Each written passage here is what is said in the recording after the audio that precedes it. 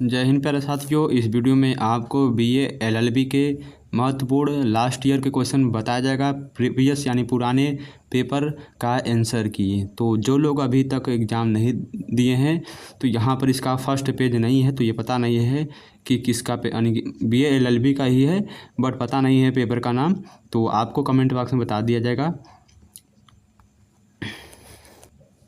तो इसमें पहला क्वेश्चन है, बीए एलएलबी का पहला क्वेश्चन दिया गया है। यहाँ पर दिया गया है, मध्यस्थता और सुलह अधिनियम 1996 की धारा 20 में किसका प्रावधान है। तो किसका प्रावधान है? मध्यस्थ कार्यवाही की शुरुआत, बी ऑप्शन यहाँ पर सही है।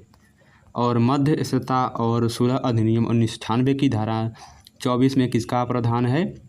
सुनवाई और लिखित कार्यवाही का प्रावधान है।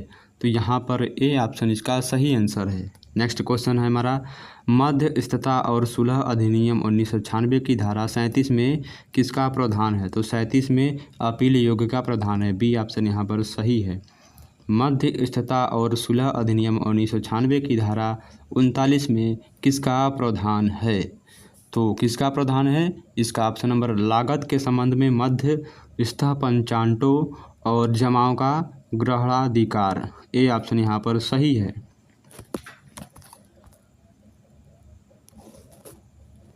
नेक्स्ट क्वेश्चन है हमारा, मध्यस्थता और सुलह अधिनियम 1996 की धारा 38 में किसका प्रावधान है। तो 38 में विशेषज्ञ की राय का प्रावधान है।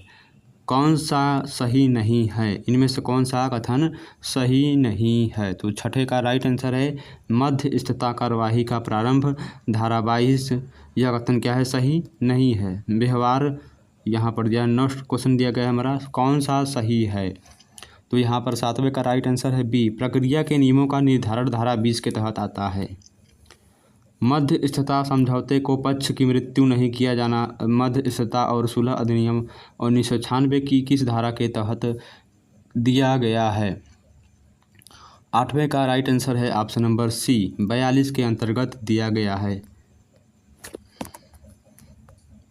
नेक्स्ट इसमें जो क्वेश्चन दिख रहा है इसमें नहीं दिख रहा है, चलिए आगे बढ़ते हैं नेक्स्ट क्वेश्चन की तरफ। हमारा नेक्स्ट क्वेश्चन दिया गया है कि मध्यस्थता और सुलह अधिनियम 1996 के तहत किसी पंचाट को रद्द करने के लिए पीड़ित पक्ष द्वारा एक आवेदन किया जाना चाहिए, पंचाट प्राप्त करने के 3 महीने बाद। निम्नलिखित में से कौन सा कथन गलत है। मध्यस्थता पंचाट का एक अनुबंधन है, यह कथन क्या है हमारा? गलत है। आगे क्वेश्चन, मध्यस्थता और सुलह अधिनियम की कौन सी धारा मध्यस्थता पंचाट को रद्द करने से संबंधित है। तो कौन संबंधित है? C option 34। नेक्स्ट, मध्यस्थता सुलह अधिनियम 1996 के भाग 2 का अध्याय 2 निम्नलिखित के तहत दिए गए कुछ विदेशी पंचाटों के परिवर्तन से संबंधित है। जिनेवा अभिसमय, क्या है? जिनेवा अभिसमय, सी ऑप्शन यहाँ पर सही है। नेक्स्ट क्वेश्चन है, मध्यस्थता और सुलह अधिनियम 1996 का भाग 1 तब लागू होता है जब मध्यस्थता का संस्थान होता है, क्या होता है? बी ऑप्शन यहाँ पर सही है। भारत के बाहर लेकिन एशिया के भीतर, तो यहाँ पर बी ऑप्शन इसका सही आंसर है। नेक्स्ट क्वेश्चन, मध्यस्थता की कार्यवाही कब शुरू होती है? उस तारीख पर जब प्रतिवादी मध्यस्थ की नियुक्ति के लिए सहमति देता है, बी ऑप्शन यहाँ पर सही है। नेक्स्ट क्वेश्चन दिया गया हमारा, वह समय सीमा क्या है जिसके भीतर पार्टियों को मध्यस्थता के लिए रेफर करने के बाद मध्यस्थ नियुक्त करना पड़ता है? 45 दिनों के भीतर, तो यहाँ पर बी ऑप्शन इसका सही आंसर है। मध्यस्थता पंचाट के लिए क्या सत्य है? इनमें से कौन सा कथन सत्य है? बी ऑप्शन, इसमें एक अंतरिम पंचाट शामिल होता है। क्या होता है? इसमें एक अंतरिम पंचाट शामिल होता है। दिया गया है, उसके पास दिया है, किसी मध्यस्थ को कब चुनौती दी जा सकती है। किसी मध्यस्थ को कब चुनौती दी जा सकती है? उसके पास पार्टियों द्वारा सहमत योग्यता नहीं है। ऐसी परिस्थितियां जो मौजूद हैं उसकी स्वतंत्रता या निष्पक्षता पर उचित संदेह पैदा करती हैं। बी ऑप्शन यहाँ पर सही है। तो यहाँ पर सी ऑप्शन भी सही है। तो यहाँ पर सी ऑप्शन इसका सही आंसर है। मध्यस्थता और सुलह अधिनियम 1996 की कौन सी धारा अपील योग्य आदेशों से संबंधित है? अपील योग्य आदेशों से संबंधित है। ऑप्शन नंबर यहाँ पर सी इसका सही आंसर है।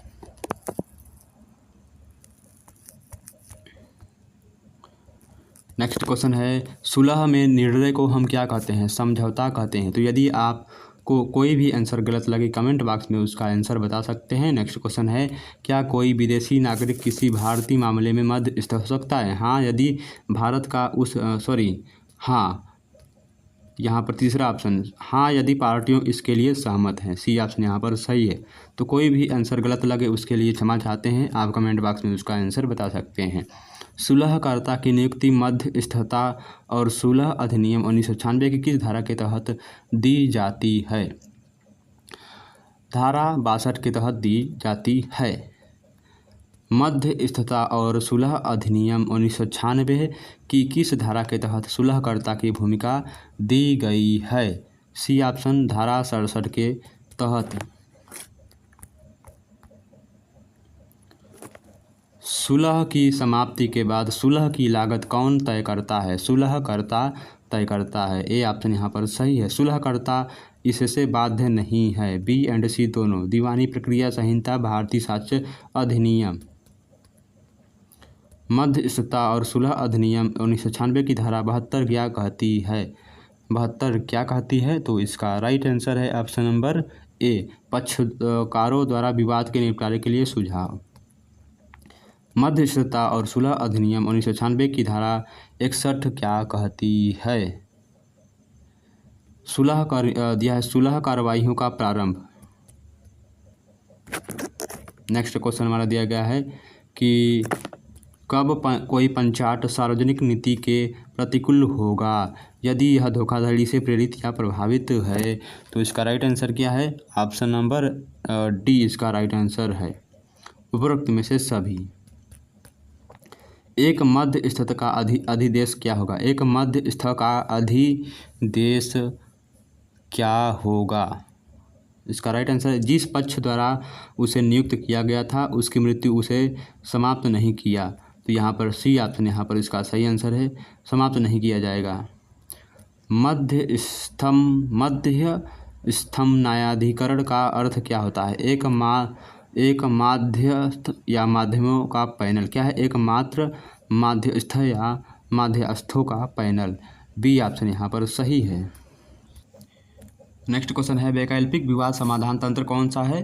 तो उपरोक्त में से सभी। डी ऑप्शन यहाँ पर सही है। नेक्स्ट क्वेश्चन है, विधिक सेवा प्राधिकरण अधिनियम कब पारित किया गया? 1987। बी ऑप्शन यहाँ पर सही है। प्रथम लोक अदालत कहाँ आयोजित किया गया था? प्रथम लोक अदालत गुजरात में आयोजित किया गया था। ए ऑप्शन यहाँ पर सही है। लोक अदालत में भेजे जाने वाले मामलों की प्रकृति है। तो मामलों की प्रकृति कैसी है? ए एंड बी दोनों। किसी भी अदालत के समक्ष लंबित कोई भी मामला कुछ प्रतिबंधों के अधीन। तो और बी ऑप्शन भी सही है। नेक्स्ट क्वेश्चन दिया गया है हमारा,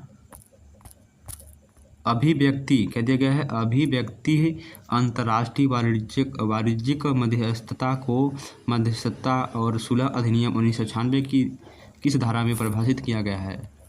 धारा 21G। तो यहाँ पर बी ऑप्शन इसका सही आंसर है। विधिक सेवा प्राधिकरण अधिनियम 1987 की किस धारा में लोक अदालत की शक्तियाँ दी गई हैं? 22 में दी गई हैं। विधिक सेवा प्राधिकरण अधिनियम धारा 19 की प्रदान करती हैं। 19 की धारा 19 की प्रदान करती हैं। इसका राइट आंसर है बी ऑप्शन, स्थायी लोक अदालतों की स्थापना। अंतर्राष्ट्रीय वाणिज्यिक मध्यस्थता का अर्थ विवाद से संबंधित एक मध्यस्थता है जहां कम से कम एक पक्ष क्या होता है? उपरोक्त में से सभी इसका राइट आंसर है। डी ऑप्शन यहाँ पर सही है। नेक्स्ट क्वेश्चन है, निम्नलिखित में से किस विवाद का निर्णय मध्यस्थता के माध्यम से किया जा सकता है? ए एंड बी दोनों। पार्टियां मध्यस्थता की सीट पर सहमत हो गई हैं जो उसी पार्टियों के समझौते से बदला जा सकता है। सी ऑप्शन क्या है यहाँ पर सही है।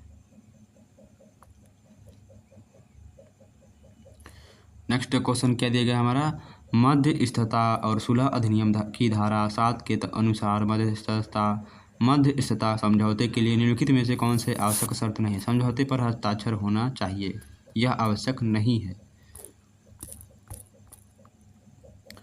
त्रुटिपूर्ण मुद्रांकित और अनिवार्य रूप से पंजीकरण योग्य दस्तावेज में निहित एक मध्यस्थता खंड क्या होता है। तो यहाँ पर इसका राइट आंसर है सी ऑप्शन, अमान्य है यानी इनवैलिड है। मध्यस्थता और सुलह अधिनियम की धारा 8 के तहत मध्यस्थता के लिए पार्टियों का संदर्भ है। तो पार्टियों का संदर्भ क्या है, अनिवार्य है यानी कि मैंडेटरी है यानी कि अनिवार्य है। अदालत से अंतरिम उपायों की मांग करने वाला एक पक्ष मध्यस्थता और सुलह अधिनियम की किस धारा के तहत आवेदन दायर करेगा। धारा बी के तहत यानी 19 के तहत आवेदन दायर करेगा। नेक्स्ट क्वेश्चन है, मध्यस्थता और सुलह अधिनियम के तहत अदालत द्वारा अंतरिम उपायों में क्या शामिल है। अदालत के अंतरिम उपायों में क्या शामिल है, तो वहाँ पर डी ऑप्शन इसका सही आंसर है, उपरोक्त में से सभी। यदि मध्यस्थता कार्यवाही के पक्षकारों के बीच मध्यस्थों की संख्या के संबंध में कोई सहमति नहीं है तो क्या होगा। तो वहाँ पर सी ऑप्शन 3 मध्यस्थ होंगे। अंतर्राष्ट्रीय वाणिज्यिक मध्यस्थता के मामले में मध्यस्थ की नियुक्ति किसके द्वारा की जाती है। तो भारत के अटॉर्नी जनरल और भारत के मुख्य न्यायाधीश के द्वारा बी एंड सी दोनों के द्वारा की जाती है। डी ऑप्शन यहाँ पर सही है। नेक्स्ट, मध्यस्थ निर्णय के लिए दिए जाने के बाद प्रत्येक पक्ष को वितरित किया जाएगा। प्रत्येक पक्ष को क्या वितरित किया जाएगा, मूल पंचाट। मध्यस्थता और सुलह अधिनियम 1996 की कौन सी धारा पार्टियों को मध्यस्थता कार्यवाही जारी रहने के दौरान भी सुलह प्रक्रिया में शामिल होने की अनुमति देती है। धारा 30, ऑप्शन नंबर ए इसका सही आंसर है। एक मध्य पुरस्कार को न्यायालय द्वारा रद्द किया जा सकता है। D option A and B दोनों इसका सही आंसर है।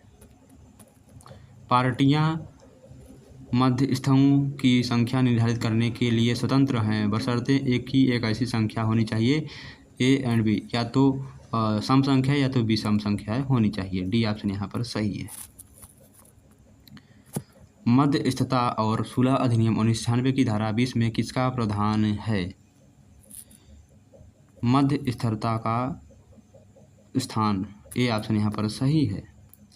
पंचाट की प्राप्ति से कितने दिनों के भीतर पंचाट में सुधार और व्याख्या की जा सकती है। 30 दिनों के भीतर। ए ऑप्शन यहाँ पर सही है। मध्यस्थता और सुलह अधिनियम 1996 के भाग 1 के तहत दिए गए एक मध्यस्थ पंचाट को माना जाएगा, विदेशी पंचाट माना जाएगा।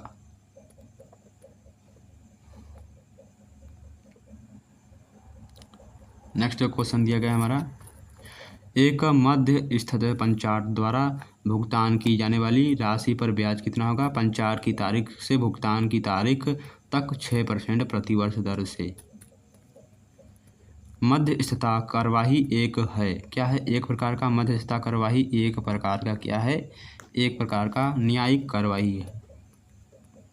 कोई पक्ष अपने द्वारा नियुक्त मध्यस्थ को केवल उन कारणों से चुनौती दे सकता है जिनके बारे में नियुक्ति हो जाने के बाद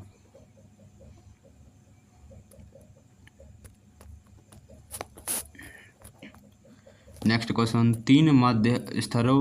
तीन मध्यस्थों की वाली मध्यस्थता में तीसरे मध्यस्थ की नियुक्ति किसके द्वारा की जाएगी। पक्षकार तीसरे मध्यस्थ के नाम पर सहमत हो सकता है, जिला न्यायाधीश, दो नियुक्त मध्यस्थ, उपरोक्त में से सभी। डी ऑप्शन यहाँ पर सही है। कोई पक्ष अंतरिम उपायों के लिए मध्यस्थ न्यायाधिकरण में कब आवेदन कर सकता है। मध्यस्थता कार्यवाही की समाप्ति के बाद आवेदन कर सकता है। मध्यस्थता सुनवाई और लिखित कार्यवाही की जाती है।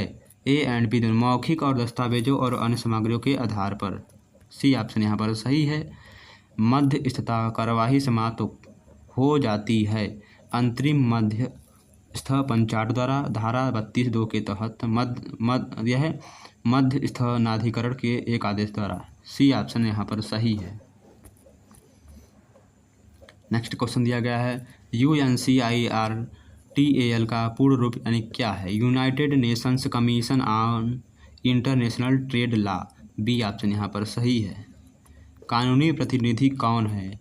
तो ए एंड बी दोनों इसका सही आंसर है। नेक्स्ट क्वेश्चन है पार्टियां सहमति से मध्यस्थता और सुलह अधिनियम 1996 की धारा 19(a) की उपधारा 1 में निर्दिष्ट अवधि जो कि पंचायत देने के लिए 12 महीने है, जो कि आगे की अवधि जो होगी के लिए बढ़ा दी जाती है। तो आगे की अवधि 3 महीने के लिए बढ़ा दी जाती है। यहाँ पर सी ऑप्शन इसका सही आंसर है। नेक्स्ट क्वेश्चन मध्यस्थता और सुलह अधिनियम 1996 का भाग 3 से संबंधित प्रावधान रखता है। UNCIRTAL से प्रावधान रखता है। मध्यस्थता और सुलह अधिनियम 1996 की धारा 61 निम्नलिखित में से किसके अनुसार है? मध्यस्थता प्रोटोकॉल और कन्वेंशन अधिनियम 1937 के। बी ऑप्शन यहाँ पर सही है। निम्नलिखित में से कौन सा कथन गलत है? तो निम्नलिखित में से कौन सा कथन गलत है? तो ऑप्शन नंबर सी यहाँ पर सही है। सुलह केवल संविदात्मक विवाद पर लागू होता है।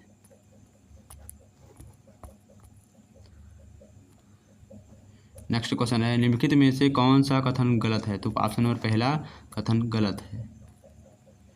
सुलह को कार्यवाही क्या है? सुलह को कार्यवाही, तो यहाँ पर 75 का राइट आंसर क्या है? ऑप्शन नंबर सी इसका सही आंसर है। सुलह की कार्यवाही ऑप्शन नंबर सी इसका सही आंसर है। एक पक्ष द्वारा दूसरे पक्ष के लिखित घोषणा द्वारा समाप्त किया जा सकता है। तो यहाँ पर डी ऑप्शन बी एंड सी दोनों इसका सही आंसर है। क्वेश्चन नंबर 76 का राइट आंसर है। नेक्स्ट क्वेश्चन सुलहकर्ता की शक्तियाँ और कार्य मध्यस्थता और सुलह अधिनियम 1996 की किस धारा के तहत निर्धारित की जाती हैं? 64 के तहत। सुलहकर्ता की नियुक्ति मध्यस्थता और सुलह अधिनियम 1996 की किस धारा के तहत निर्धारित की जाती हैं?